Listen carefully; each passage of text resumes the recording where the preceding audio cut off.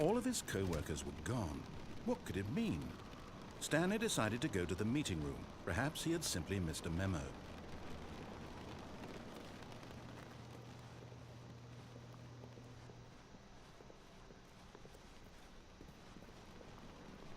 When Stanley came to a set of 2 open doors, he entered the door on his left.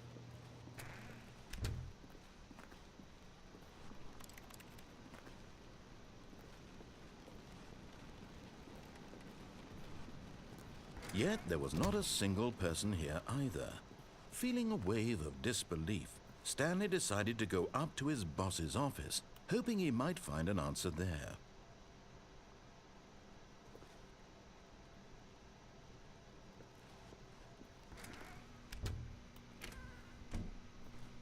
Stanley stepped into the broom closet, but there was nothing here, so he turned around and got back on track.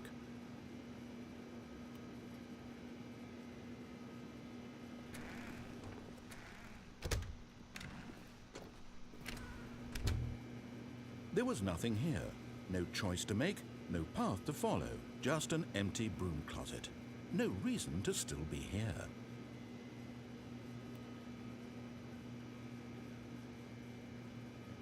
It was baffling that Stanley was still just sitting in the broom closet. He wasn't even doing anything.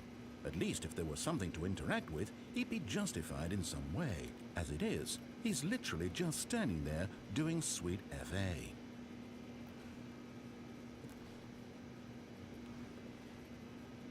Are you really still in the broom closet? Standing around doing nothing? Why? Please offer me some explanation here. I'm genuinely confused.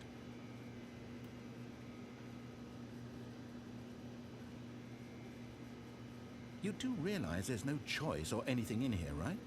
If I'd said Stanley walked past the broom closet, at least you would have had a reason for exploring it to find out. But it didn't even occur to me because literally this closet is of absolutely no significance to the story whatsoever. I never would have thought to mention it.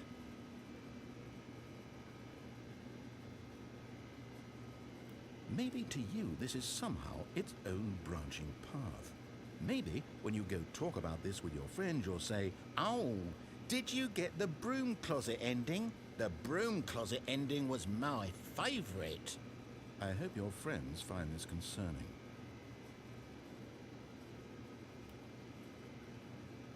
Stanley was fat and ugly and really stupid. He probably only got the job because of a family connection. That's how stupid he is. That or with drug money. Also, Stanley is addicted to drugs and hookers. Well, I've come to a very definite conclusion about what's going on right now. You're dead. You got to this broom closet, explored it a bit, and were just about to leave because there's nothing here, when a physical malady of some sort shut down your central nervous system and you collapsed on the keyboard. Well, in a situation like this, the responsible thing is to alert someone nearby so as to ensure that your body is taken care of before it begins to decompose. Hello? Anyone who happens to be nearby? The person at this computer is dead. He or she has fallen prey to any number of your countless human physiological vulnerabilities. It's indicative of the long-term sustainability of your species. Please remove their corpse from the area and instruct another human to take their place at the computer, making sure they understand basic first-person video game mechanics and filling them in on the history of narrative tropes in video gaming, so that the irony and insightful commentary of this game is not lost on them. All right, when you've done that, just step out into the hallway.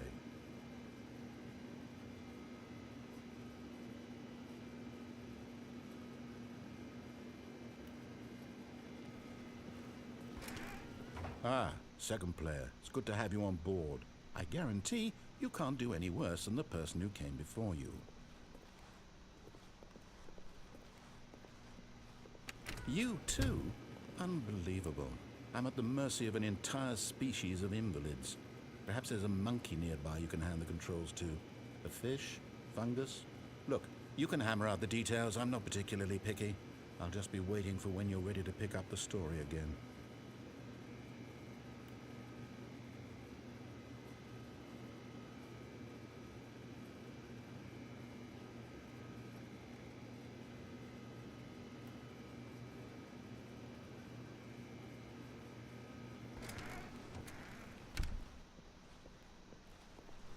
Coming to a staircase, Stanley walked upstairs to his boss's office.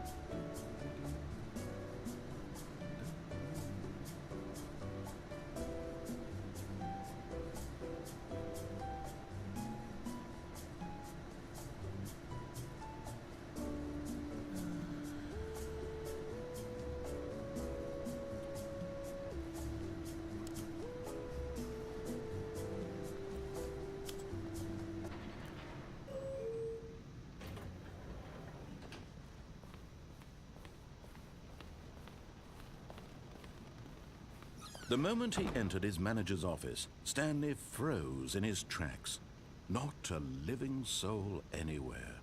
Could he really be all alone? This was too much for Stanley to take. Too much for any man to take. He fell to his knees, bursting into half moans, half sobs, the guttural retching of life from a man denied any hope, any reason to keep going. Here on the floor, he lay prone, paralyzed by fear for nearly a full hour. But when at last he began to move about and survey the situation, he found a keypad behind the boss's desk. What could it mean? Was it a sign of hope for Stanley's future? Alas, it was not. For although this keypad guarded the terrible secret of Stanley's past, it had been assigned a 4-digit code so devious and so random that no man could ever hope to guess it. 2-8. For Stanley was in such a rush to get through the story as quickly as possible, he didn't even have a single minute to just let the narrator talk. That kind of anxiety isn't healthy, so he relaxed for a few moments with some calming New Age music.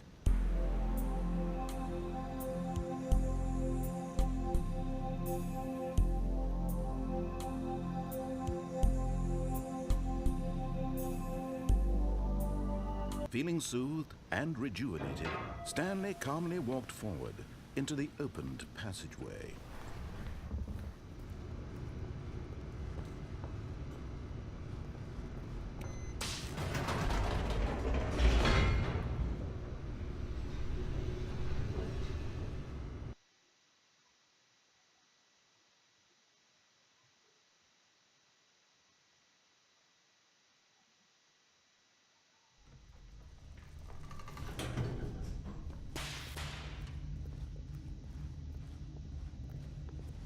Stanley walked straight ahead through the large door that read Mind Control Facility.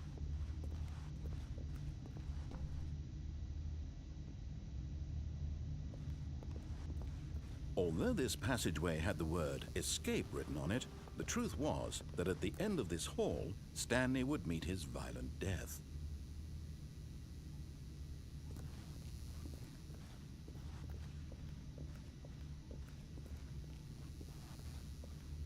The door behind him was not shut. Stanley still had every opportunity to turn around and get back on track.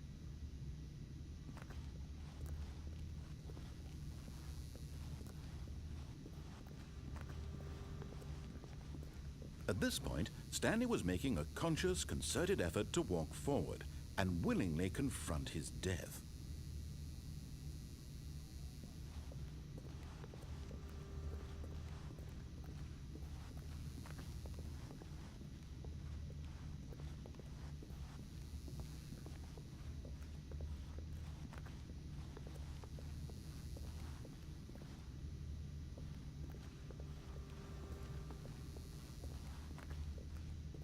But of course, Stanley thought better of it and realized he simply had too much to live for. Nope, still on board with death?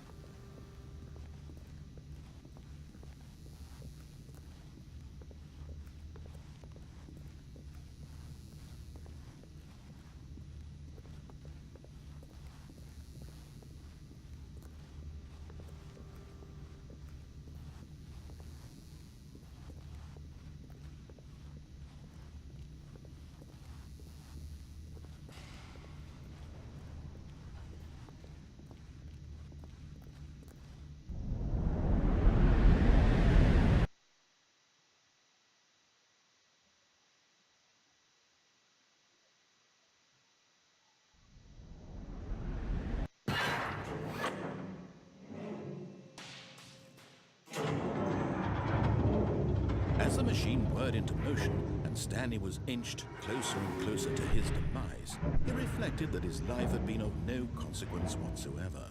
Stanley can't see the bigger picture.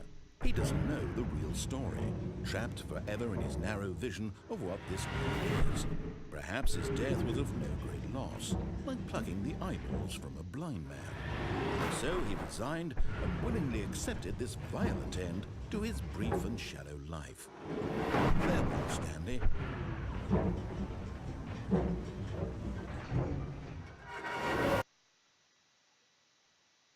"Farewell, Stanley," cried the narrator, as Stanley was led helplessly into the enormous metal jaws. In a single visceral instant, Stanley was obliterated as the machine crushed every bone in his body, killing him instantly.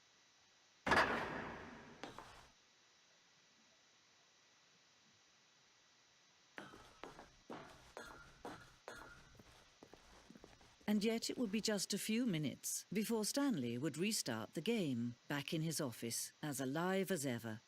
What exactly did the narrator think he was going to accomplish?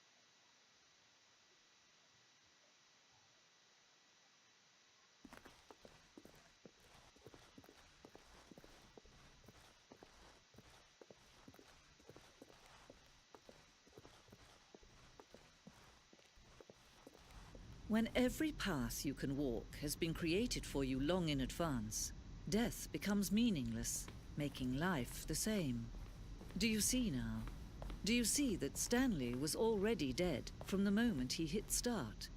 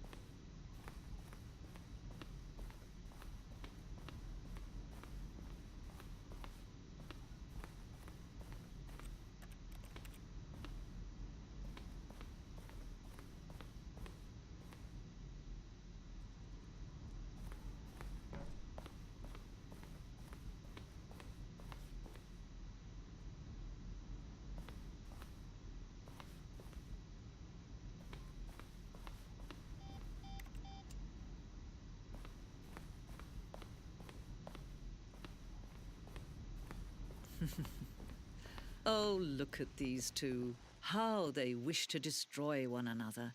How they wish to control one another. How they both wish to be free.